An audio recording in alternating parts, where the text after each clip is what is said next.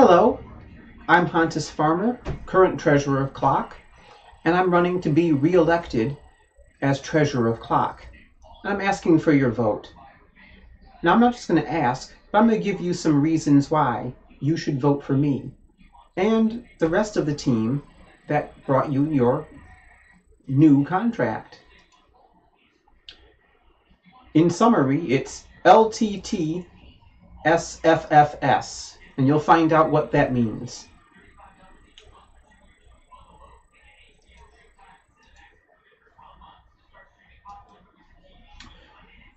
We have a basically good team, and we shouldn't break up that team. I'm going to talk about why you should keep the whole team in the course of this video, but why should you keep me? Well, it comes down to a few qualities, which I have demonstrated in the last couple of years.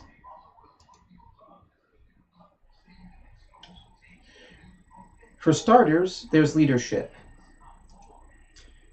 Successful bargaining teamwork. As not only a bargaining committee, but an executive committee, we had to divide up duties in such a way that would allow the 3 people on the bargaining committee to devote themselves completely to bargaining. It was like another extra job doing the bargaining for CLOC. And we succeeded.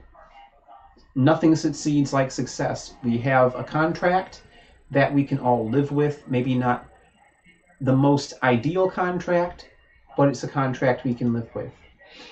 And as treasurer, under my leadership, even with increased spending to organize these last couple of years, our bank balance has increased from when I began. Trust. You have to be able to trust your treasurer. That's because the treasurer has access to all sorts of information. I've responsibly handled the financial information of CLOC for the last couple of years.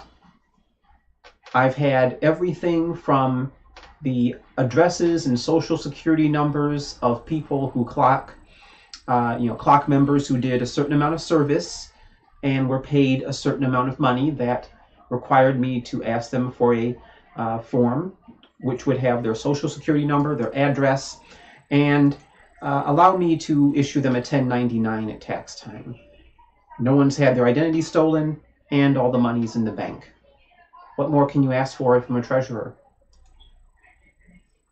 Timing. We're about to implement a new contract. We're about to implement a new contract. Do you really want to, as the old movie Wag the Dog said, change horses midstream? Anyone can read a contract. Whoever you elect, they can read. We're all college educated. They can read a contract. They can figure it out. And we'll do our best to help them. But only CLOC's bargaining team and CCC's bargaining team will know the contract from its conception. We are the framers of this constitution of our relationship with city colleges. City colleges will have its bargaining team there to advise them. Our bargaining team should be there for our members to implement it. Strength. You have to speak truth to power to be a leader of any union, especially one like ours. I sued CCC for discrimination on the basis of gender identity. It's not exactly a state secret that I'm transgender. Anyone who Googles me would find out, and, I'm sure it's not that well concealed, though on a day-to-day basis, I'm not sure if people know. Anyway, students would find out, or I would tell them, and some of them would not know how to act. And they tried to discipline me on the basis of the fact that students would complain.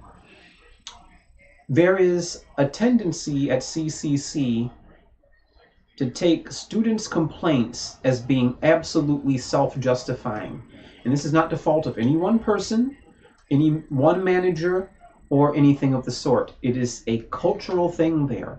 They all want to do good for the students, but as a union, we have to stand up for our faculty members. Not every single thing students complain about is valid, especially if they try to discriminate against you on the basis of your race, religion, gender, gender identity, sexuality, or nationality. And students are wily. They will code it in all sorts of ways. For example, one way a student might complain about someone's nationality wouldn't be to say, I don't like that person because they're Pakistani, or I don't like that person because they're Asian.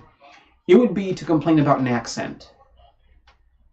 They would try to make it sound reasonable. In my case, they wouldn't say, or sometimes they would actually say an actual slur in writing, and even that wouldn't get action, but they wouldn't usually be that brazen. They'd try to say, oh, all they talk about is being transgender, which is provably bunk.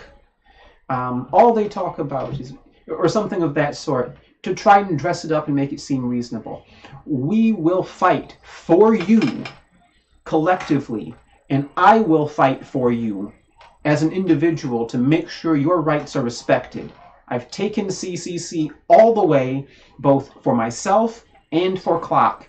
I am not afraid to speak truth to power.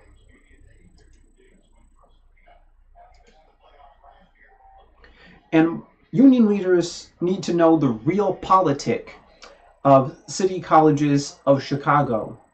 Union leaders need to know the real politic of the city of Chicago and the state of Illinois and the country as a whole.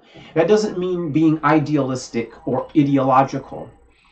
For example, most of the members of this local, we're a Democrat city. Most of us are Democrats. Personally, I'm a libertarian. I'm an independent. I vote for whoever I think serves the interests of the groups I am a part of, including our union. And many of our union members feel loyal to Rahm Emanuel. He was President Obama's chief of staff. He is an arch Democrat. Theoretically, he should be on our side. Rahm Emanuel is not on your side. You do not have pay equity, not because of the bargaining committee, but because Rahm Emanuel doesn't want you to have it. And I will call him out and say so. Rahm Emanuel is in the same club as both J.B. Pritzker and Bruce Rauner. He is not our friend. That said, we have to work with him. He's not going anywhere unless something catastrophic happens, and Clock isn't going anywhere because we have no place else to go. So you have to know that bit of realpolitik. You have to work with him, but he's not your friend. For the next several months, we have a governor who is anti-union, but he is also anti-Rahm Emanuel. We have to work with that sort of thing. We have to look at CCC intra-union politics. 1600. When somebody writes you up, what union are they a part of? Answer that question for yourself. When somebody manipulates things in a way that makes your job harder than it has to be, what union are they a part of? When somebody there violates the rights of your contract, either out of malice, like knowing your contract and not caring, or more usually just innocently not knowing how different our contract is than a full-timer's, what local are they usually a part of? Realpolitik is we have to know who our friends are, who our enemies are, when to make alliances with enemies, and when to sometimes have to temporarily go against friends. This is Chicago. We don't want nobody that nobody sent. You need to have strength to govern for CCC LOC.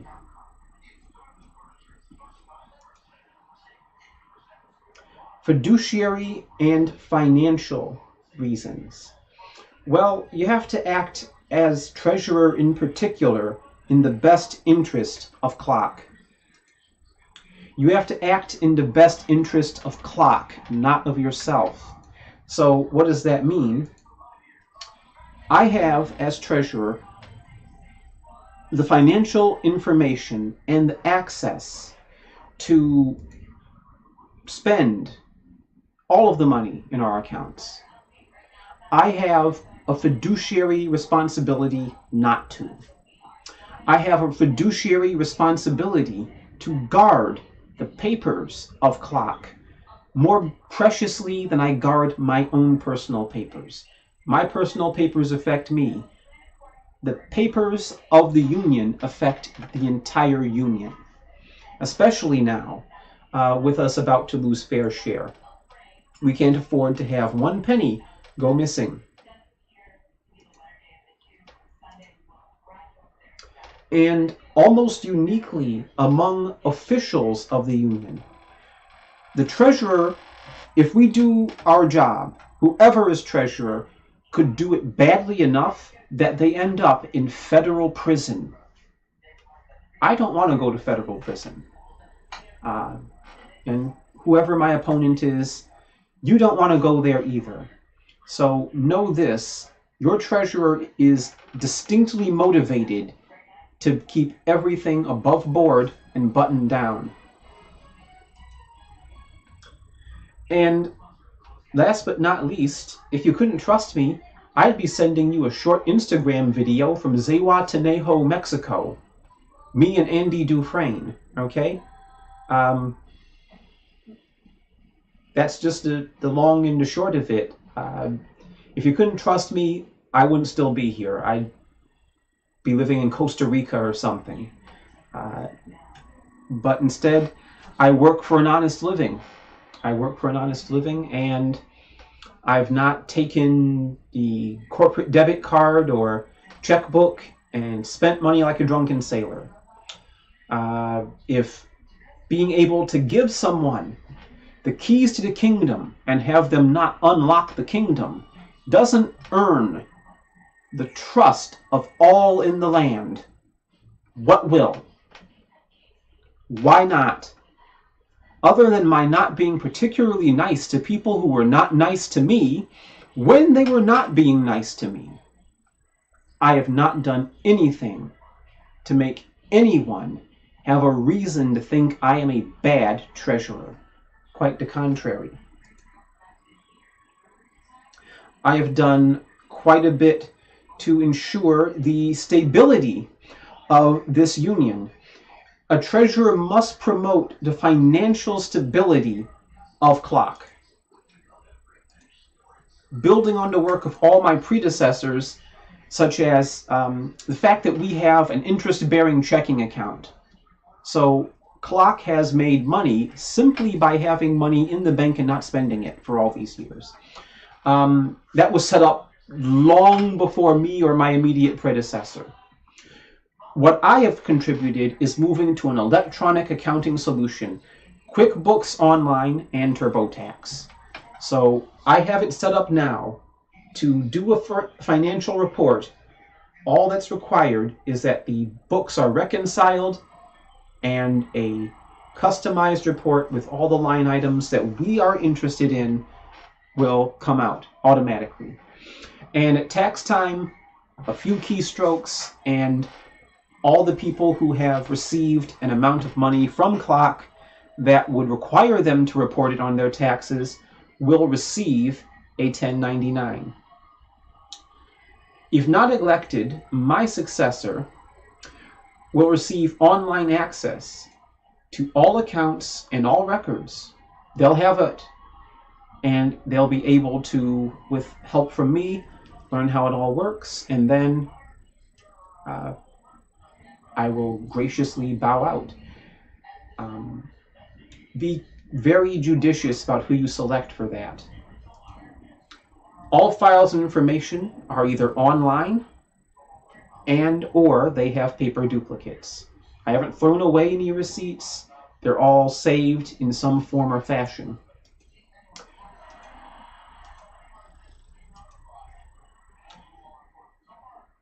Now, my predecessor worked with me before the election, so when I ran, and I would work with whoever happens to win if it's not me.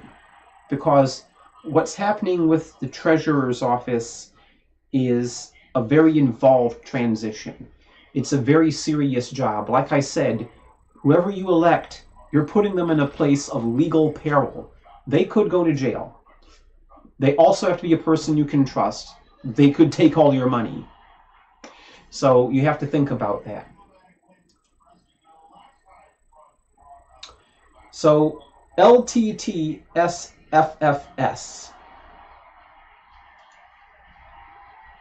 What does that mean? Let the team stay for sakes. Let the team stay. The people who got you this contract on XCOM and bargaining committee, we are people who worked together as a team to get you the contract you're about to benefit from. Changing now would make no sense, would not help in the slightest.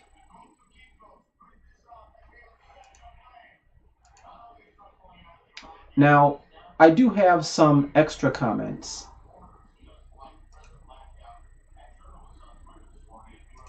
There's an old saying in telling people about yourself that you should show them and not tell them.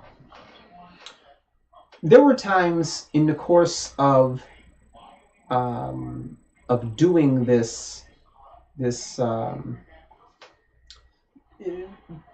explaining this contract that people acted like I didn't know math or something.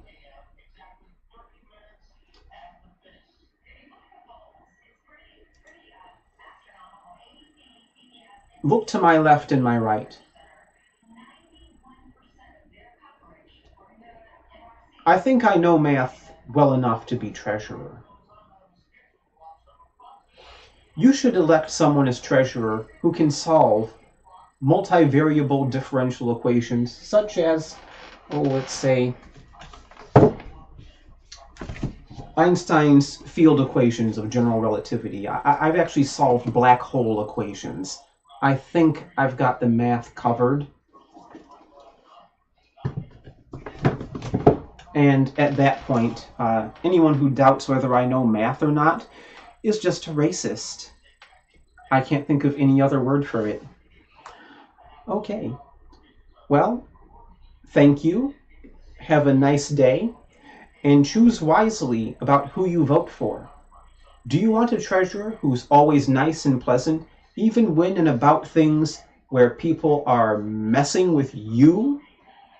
Or do you want a treasurer who will kick all the necessary butt and take no prisoners in assuring the financial and fiduciary stability of Clock? That's me. As I stand for myself, I stand times 1,000 for the Union.